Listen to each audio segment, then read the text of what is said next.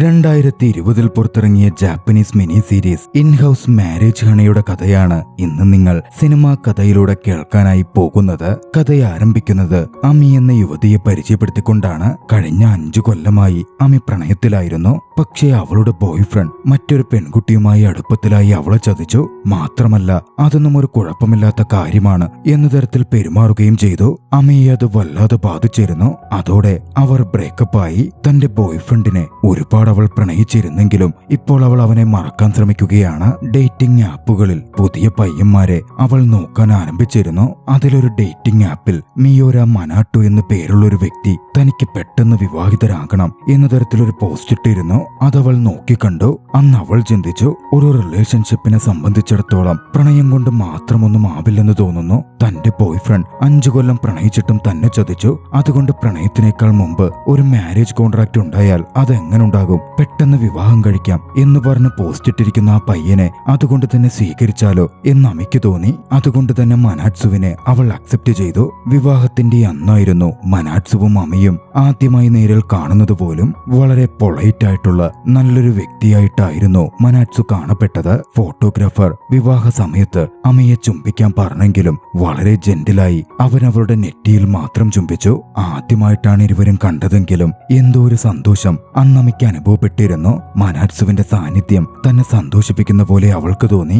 മനാറ്റ്സു പുതിയൊരു വീട് വാങ്ങിയിരുന്നു. അങ്ങോട്ടേക്ക് മനാറ്റ്സുവിനൊപ്പം അവൾ താമസം മാറ്റി. മനാറ്റ്സു വളരെ മാന്യനായ വ്യക്തിയായിരുന്നു. അധികം പരിചയമില്ലാത്തതുകൊണ്ട് തന്നെ പരിചയമാകുന്നവരെ 2 വ്യക്തികളായി തന്നെ ജീവിക്കാൻ മനാറ്റ്സുവിന് സാധിക്കുമായിരുന്നു. വീട്ടിൽ പൂർണ്ണ സ്വാതന്ത്ര്യത്തിനായി 2 മുറികൾ 2 പേർക്കും വേണ്ടി അയാൾ സെറ്റ് ചെയ്തിരുന്നു. അവൾക്ക് വേണ്ട കാര്യങ്ങളും സൗകര്യങ്ങളും ഒക്കെയും മനാറ്റ്സു ചെയ്തു നൽകി. മനാറ്റ്സു അവൾക്കായി ബ്രേക്ക്ഫാസ്റ്റ് കുക്ക് ചെയ്തു വെച്ചു. അവൾക്കിഷ്ടമുള്ള ബ്രെഡുകൾ വാങ്ങി വെക്കുകയും ചെയ്തു. ഒന്നിനും അവളെ നിർബന്ധിച്ചില്ല.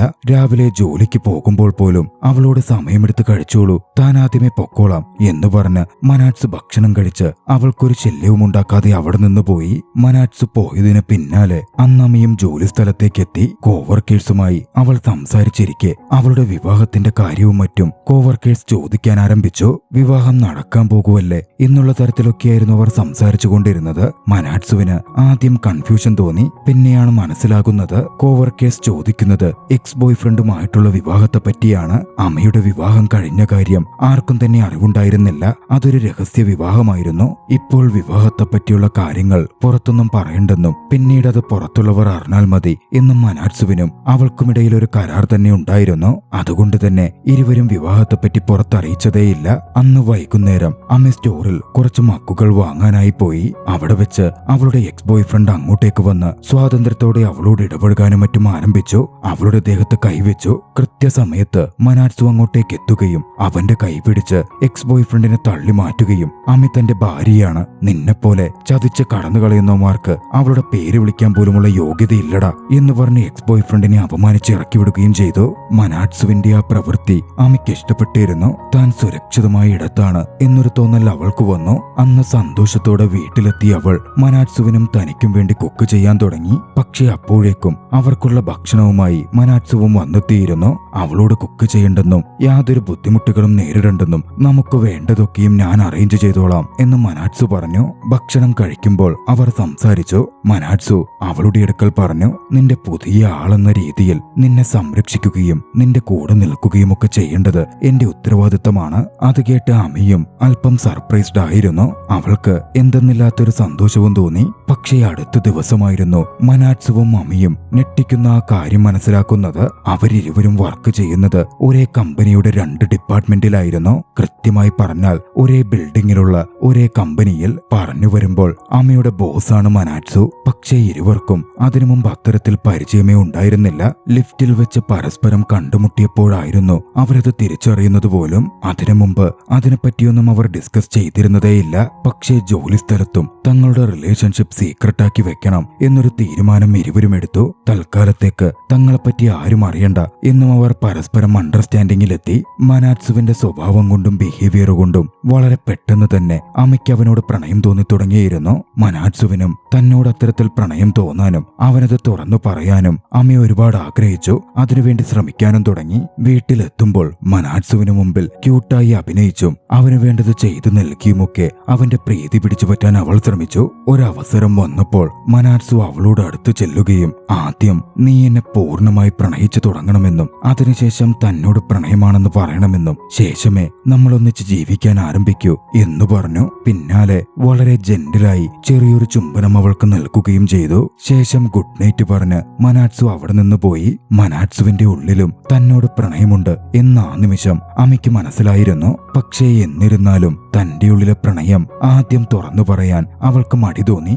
അടുത്ത ദിവസം ഓഫീസിൽ വെച്ച് അമ്മ മനാറ്റ്സുവിന്റെ ഡിപ്പാർട്ട്മെന്റിലേക്ക് ചെന്നു. മറഞ്ഞു നിന്ന് അവനെ സ്റ്റോക്ക് ചെയ്യാൻ തുടങ്ങി. മനാറ്റ്സുവിന്റെ ഡിപ്പാർട്ട്മെന്റിൽ മനാറ്റ്സു വളരെയധികം പോപ്പുലർ ആണ്. ഡിപ്പാർട്ട്മെന്റിലെ സ്ത്രീകളൊക്കെയും മനാറ്റ്സുവുമായി അടുക്കാനും എപ്പോഴും ശ്രമിക്കുമായിരുന്നു. അമ്മ തന്നെ മറഞ്ഞു നോക്കുന്നത് മനാറ്റ്സു ശ്രദ്ധിച്ചു. പിന്നാലെ അമ്മയെ അവിടെ നിന്നും സ്റ്റെയർവേയുടെ ഭാഗത്തേക്ക് കൂട്ടിക്കൊണ്ടുപോയ മനാറ്റ്സു അങ്ങനെ വന്നു നിന്ന് തന്നെ സ്റ്റോക്ക് ചെയ്യരുത് എന്ന് അവളോട് പറഞ്ഞു. കോവർക്കേഴ്സ് ആരെങ്കിലും കണ്ടാൽ അവർക്ക് സംശയം തോന്നുമെന്നും അതിനൊരു ഇട കൊടുക്കരുത് എന്നും കൂട്ടിച്ചേർത്തു. അല്പം ദേഷ്യം പിടിച്ച് അമ്മ അവിടെ നിന്ന് പോയി. എന്റെ ഭാര്യ ക്യൂട്ടാണല്ലോ എന്ന് പറഞ്ഞു മനാറ്റ്സു ചെറിയ രീതിയിൽ പുഞ്ചിരിക്കാനും തുടങ്ങി. മനാറ്റ്സു എപ്പോഴും അവൾക്കായി ഭക്ഷണം തയ്യാറാക്കി വെക്കും. കൂട്ടത്തിൽ ഒരു നോട്ടുമുണ്ടാകും. സന്തോഷത്തോടെ അവൾ ഭക്ഷണം കഴിക്കാൻ വേണ്ടിയായിരുന്നു അത്. അതൊക്കെ അമ്മയെ വല്ലാതെ അതിശയപ്പെടുത്തിയിരുന്നു. ഇത്രയും നൈസായി ഒരു മനുഷ്യൻ ഉണ്ടാവുമോ എന്നുപോലും അവൾക്ക് തോന്നി. കൂടുതൽ അമ്മയ്ക്ക് മനാറ്റ്സുവിനോട് പ്രണയം തോന്നിക്കൊണ്ടേയിരുന്നു. വീട്ടിലിരുന്നും മനാറ്റ്സു തന്റെ ബാക്കി ജോലി ചെയ്തുകൊണ്ടിരിക്കുമ്പോൾ അമ്മ അവിടെ വന്ന്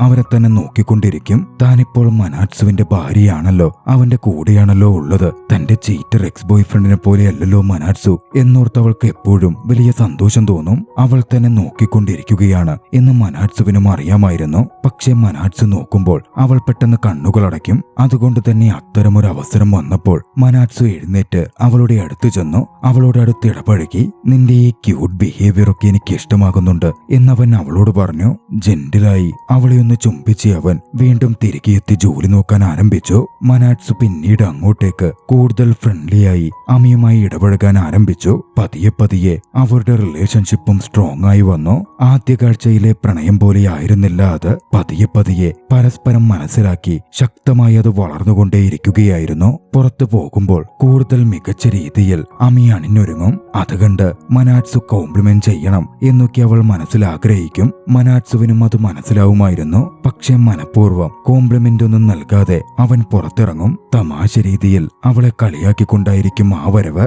പുറത്തെത്തുന്നതും അതോർത്ത് മനാറ്റ്സുവിന് തന്നെ ചിരി വരും. അമ്മയുടെ ഭംഗി അത്രമേൽ അവൻ ആസ്വദിച്ചിരുന്നു. അമ്മയെ അത്രമേൽ അവൻ ഇഷ്ടവുമായിരുന്നു. എങ്കിലും അമ്മയ്ക്ക് മുമ്പിൽ അവനതൊന്നും പ്രകടമാക്കിയില്ല. ഓഫീസിൽ അമ്മയോട് ക്രഷുള്ള ഒരു യുവാവുണ്ട്. കുറച്ചധികം നാളുകളായി അവൻ അമ്മയുടെ പിന്നാലെ തന്നെയാണ്. വളരെ ചെയർഫുള്ളായി എല്ലാവരോടും നല്ല രീതിയിൽ സംസാരിക്കുന്ന ഒരു പെൺകുട്ടിയാണ് അമ്മി. ആ പയ്യനുമായി അമ്മയെന്ന് ചെയർഫുള്ളായി സംസാരിച്ചിരിക്കുന്നത് മനാറ്റ്സു കണ്ടു. മനാറ്റ്സുവിന് അസൂയ തോന്നി. മനാറ്റ്സുവിന്റെ പെരുമാറ്റത്തിൽ നിന്നും മനാറ്റ്സുവിന് കുശുമ്പ് തോന്നിയിട്ടുണ്ട് എന്നമ്മയ്ക്കും മനസ്സിലായിരുന്നു. അവൾക്ക് സന്തോഷം അനുഭവപ്പെട്ടു. വീട്ടിലെത്തിയ അവൾ മനാറ്റ്സുവിനടുക്കൽ അത് പറഞ്ഞ് കളിയാക്കാനും ചോദ്യം ചെയ്യാനും തുടങ്ങി. ഒടുവിൽ മനാറ്റ്സു പറഞ്ഞു, ഇങ്ങനെ ക്യൂട്ടായും മറ്റും തന്നോട് മാത്രം ഇടപഴകിയാൽ മതി. കോവർക്കേഴ്സിനോടൊന്നും അങ്ങനെ ഇടപഴകരുത്. അവർക്കെപ്പോഴും അതുകൊണ്ട് ഒരു താല്പര്യവും ചാൻസ് ഉണ്ടെന്നും തോന്നും. അതിനൊരു അവസരം ഉണ്ടാക്കണ്ടല്ലോ. എനിക്കതൊന്നും ഇഷ്ടമാകുന്നില്ല. അത് കേട്ട് അമ്മയ്ക്ക് സന്തോഷം തോന്നിയിരുന്നു. അടുത്തൊരു ദിവസം വളരെ വലിയൊരു കോൺട്രാക്ട് ഉണ്ടാക്കി നേടിയെടുക്കുവാൻ മനാറ്റ്സുവിനായി അതിനെ ഹെൽപ്പ് ചെയ്തത് അമ്മയായിരുന്നു. അമ്മയോട് മനാറ്റ്സുവിന്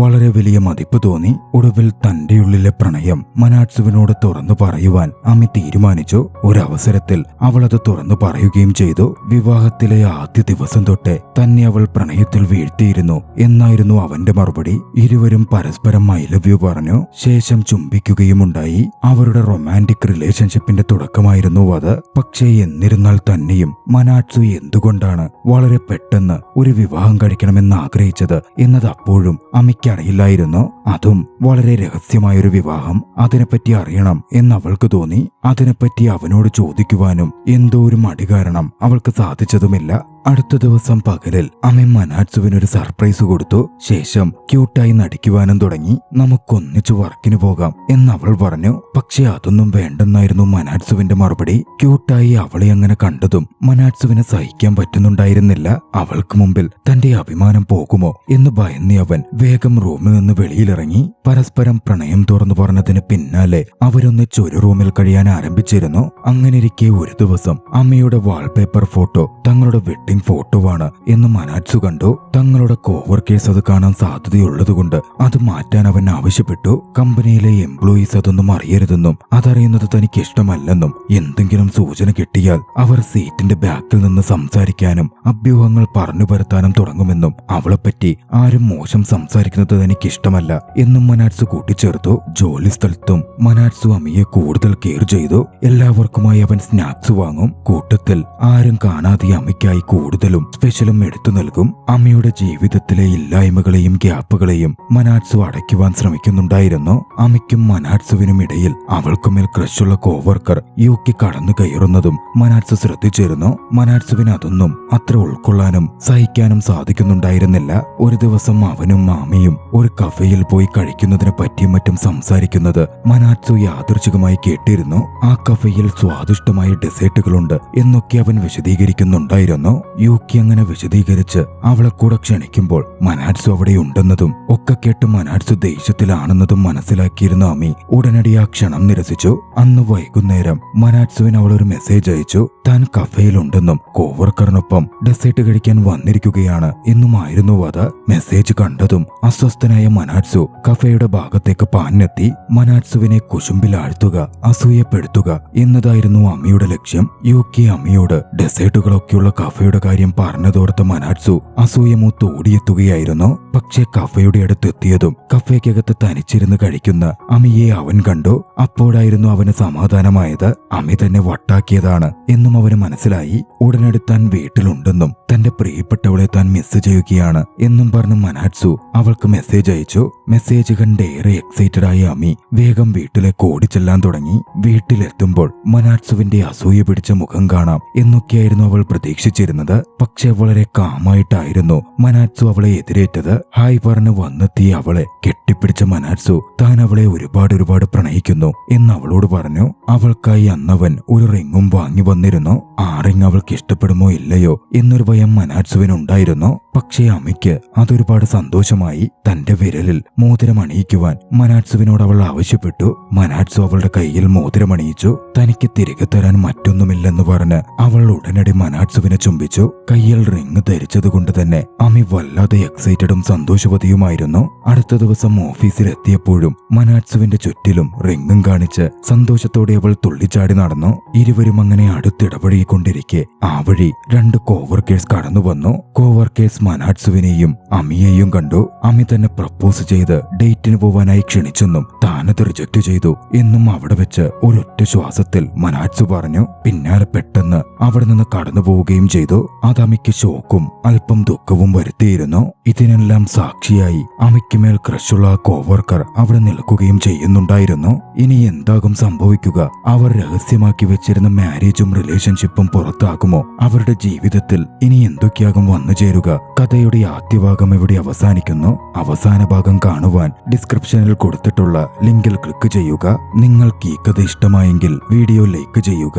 അഭിപ്രായങ്ങളും നിർദ്ദേശങ്ങളും കമന്റുകളിൽ രേഖപ്പെടുത്തുക. കഴിയുമെങ്കിൽ ചാനൽ സബ്സ്ക്രൈബ് ചെയ്തും കൂട്ടുകാർക്ക് ഷെയർ ചെയ്തു കൊടുത്തും ഞങ്ങളെ സപ്പോർട്ട് ചെയ്യുക. അടുത്ത എപ്പിസോഡിൽ മറ്റൊരു മികച്ച ചലച്ചിത്രവുമായി നമുക്ക് കണ്ടുമുട്ടാം. അതുവരെ ബൈ.